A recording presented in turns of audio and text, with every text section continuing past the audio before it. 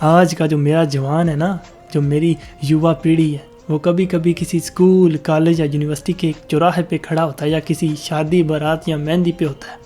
اس کے سامنے سے نا ایک بڑی خوبصورت لڑکی گزرتی ہے جس کی زلفیں ہوا میں اڑ رہی ہوتی ہیں. تو ہم نا اس جنریشن سے تعلق رکھتے ہیں جو ٹی وی پر ڈرامے اور فلمیں دیکھ کے بڑھی ہوئی ہے، اور ہمیں شروع سے دکھایا گیا ہے کہ جو خوبصورت ہوتا ہے وہ بہت اچھا ہوتا ہے، وہ ہیرو ہوتا ہے، وہ ہیروئن ہوتی ہے، اور جو خوبصورت نہیں ہوتا وہ برا ہوتا ہے، وہ ویلن ہوتا ہے.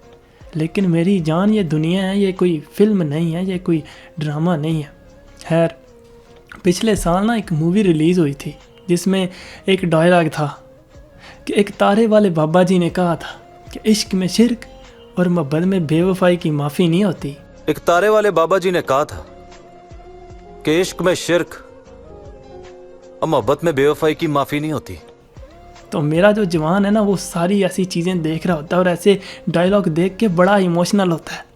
تو ایک چیز کی ضرورت رہ گئی ہوتی ہے، وہ خوبصورت حور پری کی. وہ جب اس کے سامنے آ جاتی ہے نا، تو وہ اپنی حسن کی پوجا کو عشق، پیار اور محبت کا نام دے دیتا ہے. وہ اپنے دوستوں میں بیٹھ کے کہتا ہے کہ ابے تیرے بھائی کو پیار ہو گیا یار، میں اب کسی کام کا نہیں رہا. تو میری جان یاد رکھو، اگر 14ویں کا چاند چاہیے نا، تو چاند میں داغ ضرور ہوتا ہے. خوبصورتی جدھر بھی ہوگی اس کے ساتھ غرور ضرور ہوگا، لیکن ہم حسن کی پوجا کرنے والے نا اس غرور کو کانفیڈنس کہتے ہیں. اتنا تو چلتا ہے نا.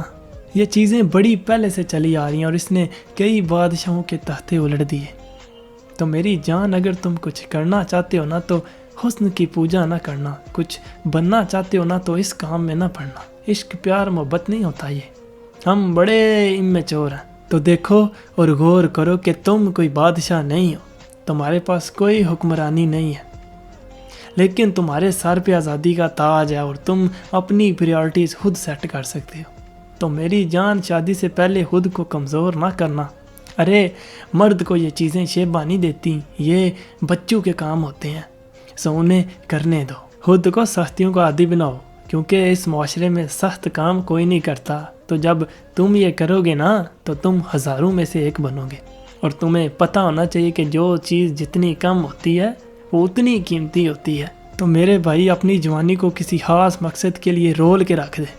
اپنے رنگ کی فکر نہ کر، اپنی پرسنالٹی کی فکر نہ کر، اپنی لکس کی فکر نہ کر. ارے یہ بعد میں مل جائیں گی. اگر تو 15 سے 30 کے درمیان ہے تو ابھی ڈٹ کے کام کر.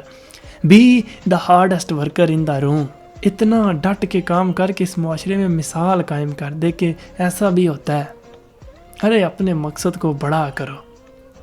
جو جینا ہے جہاں میں تو تمہیں کچھ کرنا ہوگا اب، وگرنہ کب گزرتی ہے فقط باتیں بنانے سے. ہاں،